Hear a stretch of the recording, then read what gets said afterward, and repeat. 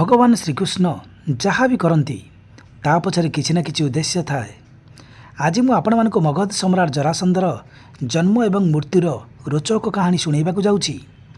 एही भली सुंदर सुंदर पौराणिक कहानी जानिबा पई मोर एही वीडियो को सब्सक्राइब करी बेल आइकन को क्लिक कर दियंतु। जेबे महाराज वृद्धरथ मगधर सम्राट थिले तेबे तांकर दुईटा पत्नी थिले। छोट राणीकर संतान थिला किंतु बड़ राणीकर कौनसी संतान नथिला। सेथिपाई से दुई पति पत्नी संतान पाइबा आशारे साधु एवं महात्मांकर बहुत सेवा करुथिले। गोटे थर जड़े महात्मा चंडकौशिक तांको सेवारे प्रसन्न होई राजा को गोटे फल देले एवं कहिले, ए फल तुम पत्नी को खुआई देव।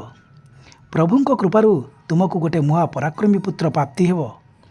राजा वृद्धरथ भाविले जदि ए फल को दुई राणी को अधा अधा करी खुआई देबे तेबे दुई जनक गर्भरू दुई पराक्रमी पुत्र जन्म नेबे।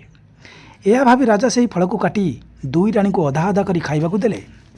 फल को खाइबा द्वारा दुई राणी गर्भवती होई गले। किंतु 10 मासरे गोटे बड़ विचित्र घटना घटिला। जेबे राणी मानक गर्भरू बालक जन्म नेले सेमाने अधा अधा थिले, अर्थात अधा बड़ राणी गर्भरू अधा छोट राणी गर्भरू। एमिति लागुथिला जेमिति कौनसी अस्त्र गोटे बालक को दुई भागरे काटी दिया जाइछि। जेबे से जीवित शिशुर दुई भाग को राजा सम्मुख को नियागला, राजा देखि बहुत दुखी हो गले एवं से जीवित दुई भाग को निज सैनिकों द्वारा बणरे फिंगिदेले। से समय जरा नाम जड़े राक्षसी से जंगल उपरे उड़ी उड़ी जाउथिला। जेबे तार नजर से जीवित शिशुर दुई भाग उपरे पड़िला, से सेठार रहीगला एवं तार माया बल शिशुर दुई भाग को जोड़ीदेला। से शिशु गोटे होईगला एवं जोर जोर कांदिबाकू लागिला। जरा राक्षसी से बालक को तार पिता महाराज वृद्धरथ को देदेला। राजा बहुत खुशी हेले। जरा राक्षसी शिशुर दुई भाग को संधि करी ताकू जोड़ी एक करिथिला। सेथिपाई राजा वृद्धरथ से बालकर नाम जरासंध रखिले। महाराज वृद्धरथଙ୍କ मृत्यु पर जरासंध मगधर राजा होईगला। से गोटे एपरी अद्भुत प्राणी थिला, जदि ताकू कौनसी अस्त्र दुई भाग कर दिया जाए एवं ताकू मृत भावी से दुई भाग को फोपाड़ी दिया जाए तेबे से दुई भाग निज भितर जोड़ी होइजिबो एवं जरासंध पुणी जीवित होई छिड़ा होइजिबो। युद्धरे जरासंध को मारिबा असंभव थिला, काहींकि ना वास्तव तार शरीर गोटे तांत्रिक मायार जोड़ा होइतिला। ताकू सर्वदा मल्लयुद्ध एवं द्वंद्वयुद्ध लड़िबार आनंद मिलुथिला। सेही समय सबुठारु शक्तिशाली राजा मगध सम्राट जरासंध थिला। ता पाखरे विशाल सेना थिला। से अत्यंत निर्दय एवं अत्याचारी मध्य थिला। से बहुत सारा राजा को परास्त करी समस्त को निज अधीन कर रखिथिला। बहुत सारा राजा तार मित्र हेबा कारणरू से संपूर्ण भारत उपरे तार प्रभाव विस्तार कर रखिथिला। जरासंध तार पराक्रम रे 86 राजा को बंदी कर रखिथिला। किंतु सेति मध्यरु से काहाकू भी मृत्यु देई नथिला, काहींकि ना जेउ दिन राजा संख्या 100 होई जिवो एवं से महादेव को प्रसन्न करिबा पई सेमानकर बलि देव, जहाँ द्वारा से चक्रवर्ती सम्राट मध्य होई परिबो। तार दुई जन पुत्री थिले, अस्ति एवं प्राप्ति, जहाँ को विवाह मथुरा राजा कंस सहित होइतिला। से कंसर ससुर एवं परम मित्र मध्य थिला। जबे श्रीकृष्ण कंसर वध करी निज माता पिता को मुक्त कले एवं कंसर पिता उग्रसेन को कारागार बाहर करी मथुरा राजसिंहासन में बसाइले, सेतेबेले जरासंधर नजर श्रीकृष्ण को ऊपर पड़ा।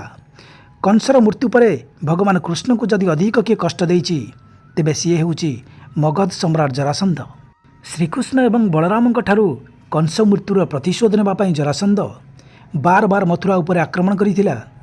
जरासंध जेबे भी आक्रमण करुथिला ताकू सबुथर पराजयर सम्मुखीन हेबाकू पड़ुथिला।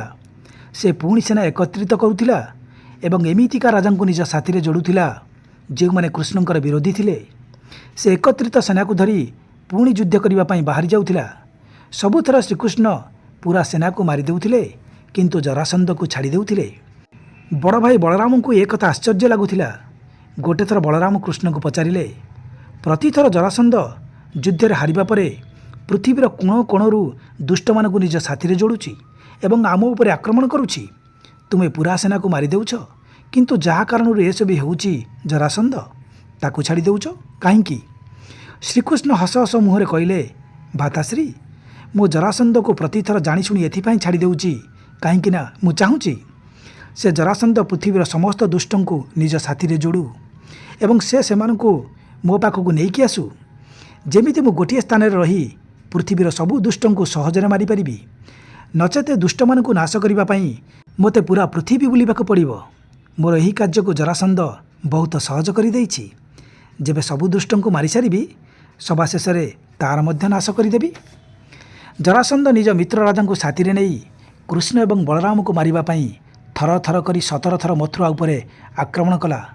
କିନ୍ତୁ ତାକୁ ପ୍ରତିଥର ପରାଜୟର ସମ୍ମୁଖୀନ ହେବାକୁ ପଡ଼ିଲା, ଅପମାନ ସହିବାକୁ ପଡ଼ିଲା। ଭଗବାନ ଶ୍ରୀକୃଷ୍ଣ ଭାବିଲେ, ଯଦି ମୁଁ ମଥୁରାରେ ରହିବି ତେବେ ଜରାସନ୍ଧ ମୋତେ ମାରିବା ପାଇଁ ଏମିତି ଆକ୍ରମଣ କରିଚାଲିବ। ମଥୁରାର ପ୍ରଜାଙ୍କୁ ଏହି ସଙ୍କଟରୁ ମୁକ୍ତ କରିବା ପାଇଁ ଶ୍ରୀକୃଷ୍ଣଙ୍କୁ ମଥୁରା ଛାଡ଼ି ଯିବାକୁ ପଡ଼ିଲା। ଏହାପରେ ସେ ଦ୍ୱାରିକାରେ ରହିଲେ।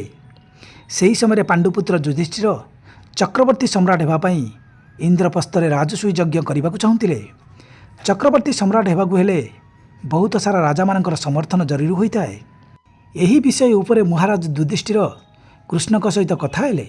ସେ ମଧ୍ୟ ଯୁଧିଷ୍ଠିରଙ୍କୁ ରାଜସୂୟ ଯଜ୍ଞ କରିବା ପାଇଁ ପ୍ରୋତ୍ସାହିତ କଲେ ଏବଂ କହିଲେ, ଆପଣଙ୍କର ଚକ୍ରବର୍ତ୍ତୀ ସମ୍ରାଟ ହେବାର ମାର୍ଗରେ ଗୋଟିଏ ମାତ୍ର କଣ୍ଟା ଅଛି, ମଗଧ ସମ୍ରାଟ ଜରାସନ୍ଧ, ଯାହାକୁ ପରାସ୍ତ କରିବା ବିନା ଆପଣ ଚକ୍ରବର୍ତ୍ତୀ ସମ୍ରାଟ ହୋଇପାରିବେ ନାହିଁ ଏବଂ ତାକୁ ରଣଭୂମିରେ ପରାସ୍ତ କରିବା ଅସମ୍ଭବ। ସେ ଯୁଦ୍ଧପ୍ରିୟ, ତାକୁ ମାରିବା ଏତେ ସହଜ ନୁହେଁ। ସେ ଭଗବାନ ଶିବଙ୍କଠାରୁ ଅନେକ ଦିବ୍ୟ ଶକ୍ତି ପ୍ରାପ୍ତ କରିଛି ଏବଂ ସେ ତା'ର ବାହୁବଳରେ ଆର୍ଯ୍ୟବର୍ତ୍ତର 86 ରାଜାଙ୍କୁ ବନ୍ଦୀ କରି ରଖିଛି।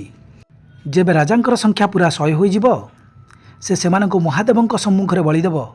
ଏହାର ଅର୍ଥ, ଯଦି ଆମେ ଏକା ଜରାସନ୍ଧକୁ ପରାସ୍ତ କରିଦେବା ତା କବଳରେ ଥିବା 86 ରାଜା ଆମର ଅଧୀନ ହୋଇଯିବେ।